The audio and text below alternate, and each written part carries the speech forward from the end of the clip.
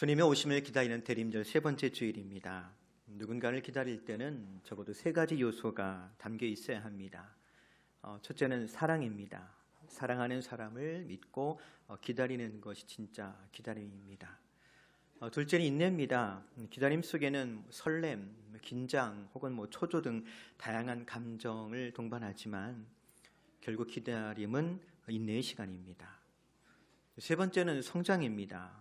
기다림 속에서 우리가 그냥 헛되이 시간을 흘려보내는 것이 아니라 기다림 속에서 우리가 성숙하고 또 변화되는 줄로 압니다. 이 모든 걸 가리켜서 기다림의 미학이라고 부를 수가 있을 것 같은데요. 우리 안에 주님을 기다리는 변함없는 믿음과 주님을 향한 사랑이 더욱더 깊어지기를 바랍니다.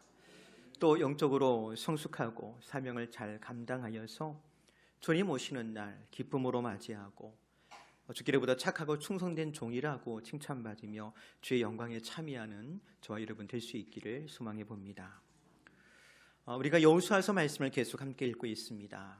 하나님께서 아브라함을 통해서 약속하시기를 내가 보는 북쪽, 남쪽, 서쪽, 동쪽의 땅을 너와 네 후손에게 영원히 주리라 약속하시더니 정말로 500년이 지난 이후에 그의 후손들을 통해서 그 약속을 이루시는 하나님의 역사를 읽고 있는 겁니다. 근데 이 내용을 좀 거꾸로 생각해 본다면 이스라엘 백성들은 그들의 조상 아브라함을 통해 하나님께서 주신 그 약속이 이루어지기까지 500년의 세월을 기다려야만 했더랍니다. 물론 그냥 기다리는 것은 아니지요. 애굽에서 400년이 넘도록 종살이하는 고난이 있었습니다. 근데 그 고난을 통해서 이스라엘은 큰 민족이 되었더랍니다. 또 출애굽에서 40년 동안 광야를 지나야만 했습니다. 그 광야에서 여러 가지 믿음의 시험을 통과하기에 우리가 광야 훈련소라고 부르는데요. 그 훈련소를 거치면서 이스라엘은 하나님의 군대로 성장한 것을 보게 됩니다. 그리고 먼저 유단 동편에 이르러서 그 땅의 백성들을 물리치고 그 땅을 차지했습니다. 유단 동편, 사실은 가나안은 아닙니다. 그런데도 하나님께서 유단 동편을 이스라엘 백성들에게 허락하시니 루벤 지파와 갓 지파와 므낫세 지파 중 절반이 그 땅을 차지했더랍니다.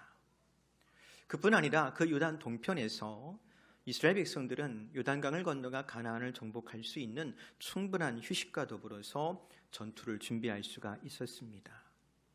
그리고 언약궤를 앞세우고 요단강을 건너서 길갈에 이르러서는 할례를 행함으로 애굽의 모든 수치를 씻었고요. 그리고 본격적으로 정복전쟁을 치르면서 그 땅에서 기업을 분배받게 됩니다. 오늘 저와 여러분이 읽은 본문은 다른 지파들에 비해서 먼저 그 땅을 분배받았던 유다 지파와 요셉 자손 가운데 특별히 유다 지파에 속했던 갈렙의 이야기를 함께 읽었습니다. 여호수아 15장 13절 말씀 보니까 이렇게 이르고 있지요. 여호와께서 여호수아에게 명령하신 대로 여호수아가 기럇 아르바 곧 헤브론을 유다 지파 중에서 분깃으로 여분네의 아들 갈렙에게 주었으니 아르바는 아낙의 아버지였더라. 여기 헤브론이라고 하는 지명이 등장합니다. 신앙생활 오래 하신 분들이라면 익숙한 지명일 겁니다. 하나님께서 아브라함이 조카 롯과 헤어졌을 때 아브라함에게 약속하시길 내가 눈을 들어 바라보는 동서남북 이 모든 땅을 너와 네 후손에게 영원히 주시겠다 약속하셨던 곳이 바로 헤브론입니다. 그리고 아브라함이 그의 아내 사라가 죽었을 때 장사 지낸 곳도 헤브론이었습니다. 그래서 이 헤브론은 젖과 꿀이 흐르는 가나안 땅이라고 하는 이스라엘 백성들의 비전이 시작된 곳이라고 할 수가 있습니다. 그러니 어찌 보면 헤브론을 차지하는 것이 곧 가나안을 차지하는 것과도 같습니다. 또 하나님의 약속을 성취하는 것과도 같은 겁니다. 그래서 그렇습니까? 갈렙이 헤브론을 점령한 이후에 성경이 이렇게 기록합니다. 여호수아 14장 15절인데요. 헤브론의 옛 이름은 기럇 아르바라. 아르바는 아낙 사람 가운데서 가장 큰 사람이었더라. 그리고 그 땅에 전쟁이 그쳤더라. 사실은 아직 정복할 곳이 많이 남아 있었습니다. 또 어느 한쪽에서는 여전히 전투가 진행 중이었을지도 모르겠습니다. 그런데도 갈렙이 헤브론을 점령한 이후에 성경은 그 땅의 전쟁이 그쳤다라고 기록합니다. 왜 그랬을까? 왜 우리가 어떤 일에 있어서 생각이나 혹은 핵심이 빠져 있을 때 비유적으로 어떻게 표현하곤 하지요? 다 된 것 같은데 정말 중요한 게 빠져 있어요. 그때 뭐라고 표현합니까? 안고 없는 찐빵이라고 표현하는 거예요. 생각해 보세요. 만약 헤브론을 점령하지 못했다면 아마 가나안 정복 전쟁은 안고 없는 찐빵과도 같았을 겁니다. 근데 그들의 비전이 시작된 그 약속의 장소 헤브론을 점령했기 때문에 이제 하나님 약속이 다 이루어진 것과 같은 거예요. 그래서 헤브론을 점령하고 나니까 그 땅의 전쟁이 그쳤다라고 적고 있습니다. 그만큼 이 갈렙이 헤브론을 점령한 사건은 굉장히 상징성 있는 사건이었던 겁니다. 물론 그 과정은 녹록한 것은 아니었습니다.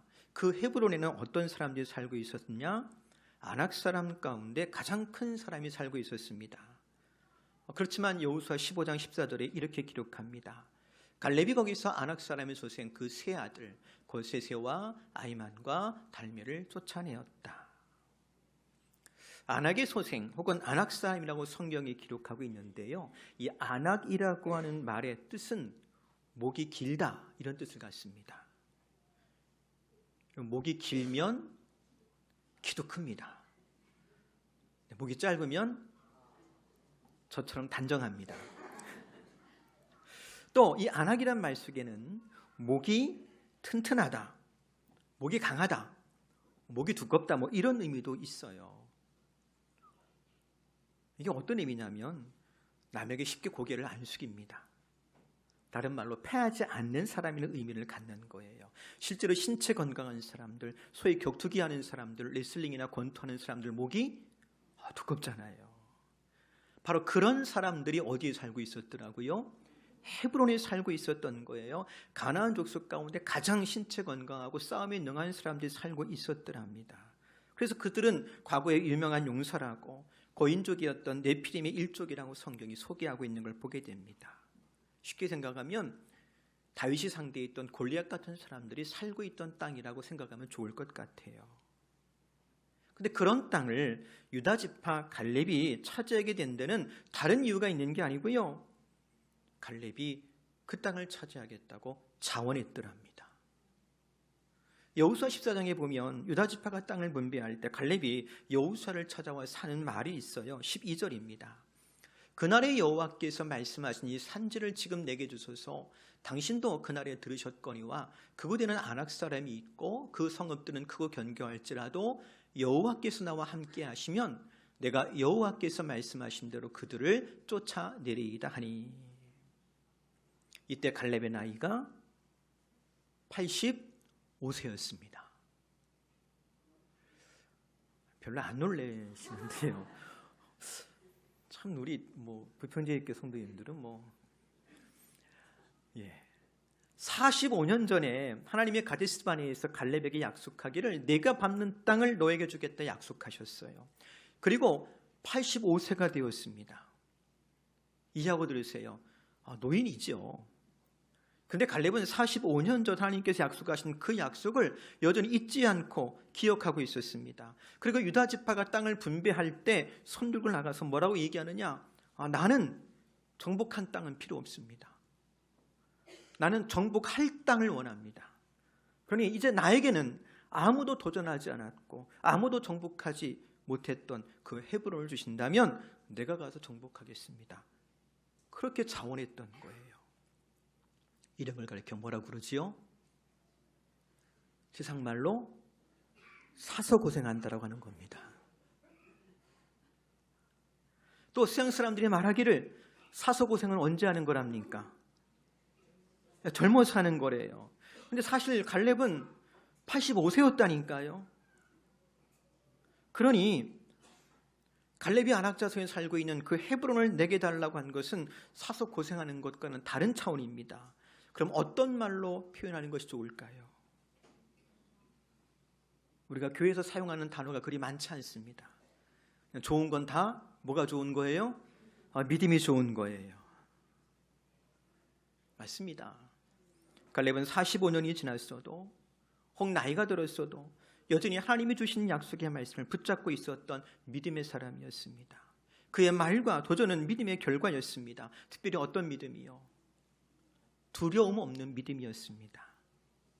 아니, 어쩌면 하나님을 믿기 때문에 두려움이 없다라고 하는 것이 더 맞는 표현이겠지요. 그리고 하나님의 약속을 믿음으로 두려움 없이 도전했을 때 그는 헤브론을 얻었습니다.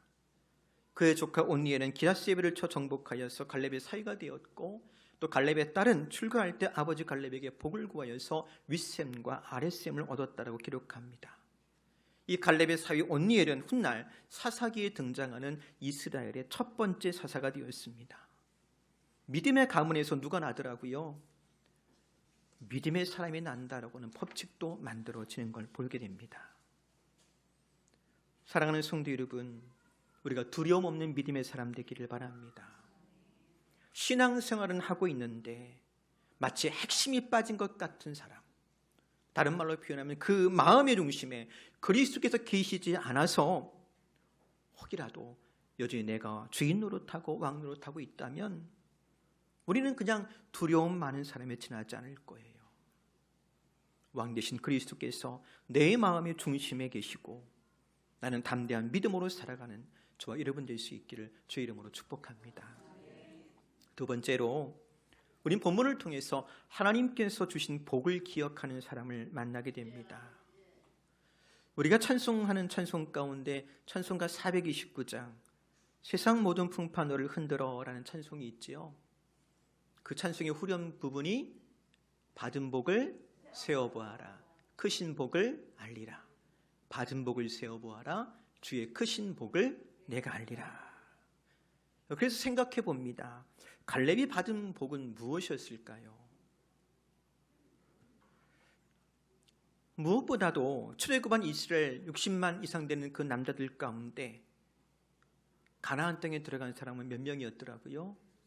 성경이 두 사람을 꼽습니다. 누구와 누굽니까? 여호수아와 갈렙이에요. 복이지요.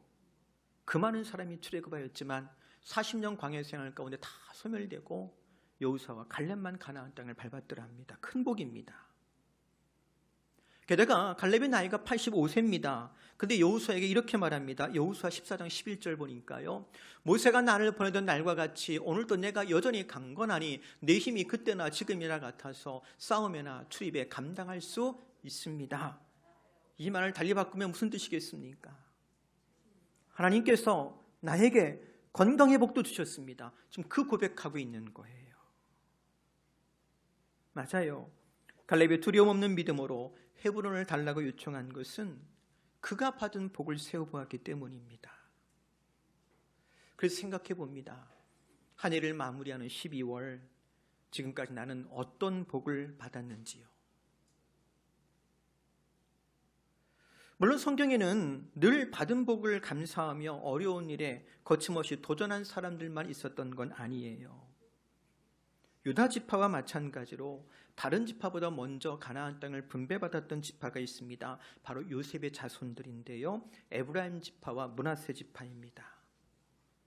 하지만 그들이 땅을 분배받을 때 여호수아를 찾아와 한 말이 있어요. 여호수아 17장 14절인데 요셉 자손이 여호수아에게 말하여 이르되 1번 여호와께서 지금까지 내게 복을 주심으로 내가 큰 민족이 되었거늘. 옳습니다. 요셉은 야곱의 12아들 가운데 11번째 아들이었습니다. 하지만 요셉의 두 아들 므낫세와 에브라임이 야곱의 양자가 되면서 요셉 자손이었던 므낫세와 에브라임 각각 12지파의 일원이 되었더라 합니다. 그들의 고백대로 하나님께서 복을 주심으로 그들은 큰 민족이 되었습니다. 그런데 그들이 그 받은 복을 헤아릴 때 어떻게 반응했느냐? 2번, 당신이 나의 기업을 위하여 한 제비 한 분깃만으로 내게 주심은 어찌함이니까 하니. 이 말을 좀 달리 표현해 본다면 왜 이것만 주는 거예요? 왜 나한테 이것밖에 안 주시는 겁니까? 이렇게 지금 여호수아에게 따졌더랍니다. 이런 태도를 가리켜서, 이런 반응을 가리켜서 우리가 보통 뭐라고 표현합니까? 불평하고 원망한다라고 이야기하죠. 하나님께서 요셉 자손에게 복을 주심으로 큰 민족이 된 건 분명한 사실입니다. 그렇지만 그것 이유 삼아 여호수아에게 한 분깃만 주었다라고 투정하는 것, 사실은 옳지 않습니다. 이미 므낫세 지파의 절반은 요단 동편 가장 기름진 곳을 차지한 상태였고요. 나머지 지파들도 사실 다른 지파보다 먼저 가나안 땅을 분배받았기 때문입니다. 게다가 에브라임 지파가 차지한 그곳은 가장 기름진 곳이기도 했습니다.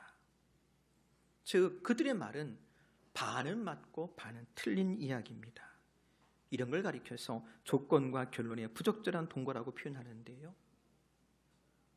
맞는 말 같지만 사실 조건과 결론 사이에 타당함이 없습니다. 억지 주장입니다. 말장난 같습니다. 그러니 이런 사람들 만나면 대화가 될까요? 안 될까요? 안 되겠지요. 그래서 여호수아는 요셉 자손들의 불평에 대해서 해명이나 설명을 내놓지 않습니다. 다만 그들이 말한 것처럼 그들이 큰 민족 된 것 인정합니다. 그리고 17절 18절에 이렇게 제안해요. 너희 생각에 땅이 좁으면 아직 정복되지 않은 남은 땅 가서 싸워서 차지하라고. 큰 민족 되었으니까 얼마든지 아직 정복되지 않은 땅 싸워서 차지할 수 있는 거잖아요. 그럼에도 불구하고 왜 이들은 이렇게 조건과 결론의 부조화를 이유 삼아서 원망하듯 불평했을까요? 사실 그 이유를 여호수아 17장 15절에서 발견합니다. 요셉 자손이 이르되 그 산지는 우리에게 넉넉하지도 못하고 골짜기 땅에 거주하는 모든 가나안 족속에게는 베스안과 그 마을들에 거주하는 자이든지 이스라엘 골짜기에 거주하는 자이든지 다 철병거가 있나이다. 무슨 얘기입니까? 그들이 불평한 것은 다른 이유 때문이 아니고 남아있는 땅을 정복하기 위하여 수고하기가 싫었던 거예요. 또 한편으로는 철병거를 가지고 있었던 가나안 족속들을 두려워했기 때문입니다. 오늘의 사람들도 마찬가지입니다. 하나님께서 우리에게 복을 주십니다. 그리고 우리에게 필요한 힘과 지혜도 공급해 주시는 줄로 믿습니다. 그렇지만 혹이라도 우리가 마땅히 감당해야 될 수고를 거절하거나 혹은 하나님을 경외하는 것보다 환경과 조건을 더 심각하게 생각하며 그걸 염려한다면 우리도 요셉 자손과 같이 받은 복에도 불구하고 그저 불평과 불만이 많은 소위 말 많은 사람에 지나지 않을 겁니다. 사랑하는 성도 여러분, 여호수아가 요셉 지파의 불평에 반응하는 것 대신에 객관적인 사실만 언급하며 내가 그를 능히 쫓아내리라 하였던 것을 기억하기 바랍니다. 하나님은 우리가 처한 어떤 환경과 조건보다도 크신 분이십니다. 그러니 다만 마음을 강하게 하십시오. 담대하게 하시기 바랍니다. 주의 부르심에 순종할 수 있기를 바랍니다.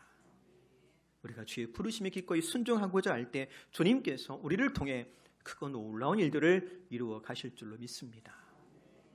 이제 말씀을 정리합니다. 우리가 부르는 찬송 세상 모든 품판을 흔들어 라는 찬송은 우리 찬송가에는 3절까지 기록되어 있습니다만 본래는 영어 찬송에는 4절까지 되어 있어요. 그 4절의 가사가 이렇습니다. 그러므로 크든 작든 갈등 속에서도 낙심하지 마세요. 하나님께서 모든 것을 주관하십니다. 당신의 수많은 복을 세워보세요. 천사들이 함께할 겁니다. 당신의 인생 여정이 끝날 때까지 도움과 위로를 줄 것입니다. 받은 복을 세워보세요. 받은 복을 세워보세요. 라고 찬송합니다. 우리가 찬송하는 것처럼 세상 모든 풍파가 나를 흔들어 약한 마음 낙심하게 만들려고 할 때도 있을 겁니다.